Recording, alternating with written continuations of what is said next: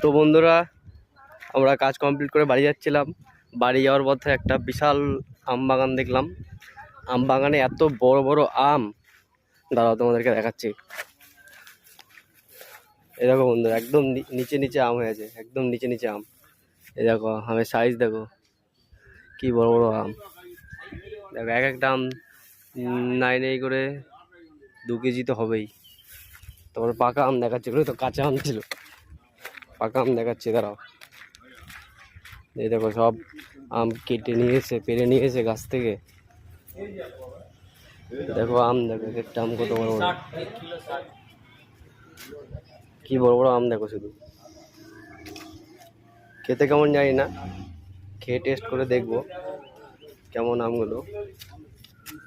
আমের সাইজগুলো, এইসব পাকা আম এগুলো। তো আমরা আম পছন্দ করছি, আমরা বড়গুলো নেবো না, নেবো এই লাল রঙের সিঁদুর টোকা আমগুলো নেবো আমরা। এনে এইগুলো বেশি মিষ্টি হয়, তাই জন্য এই আমগুলো নেবো আমরা। এখান থেকে বললো এই আমগুলো নাকি বেশি মিষ্টি, তাই এই আমগুলোই নেবো আমরা। দেখো শুধু আম দেখো, এদিকে বাগানের চারিদিকে আম আর আম। এইখানে এত আম পাবো আমি ভাবতেই পারিনি। আমগুলো দেখো, এই দেখো বন্ধুরা, আম দেখো শুধু আম। মাত্র 60 টাকা কেজি, মাত্র 60 টাকা কেজি।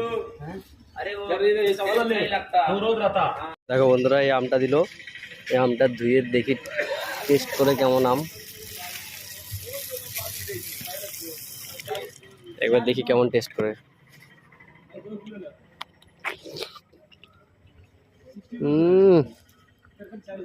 একদম চিনি ফেল বন্ধুরা।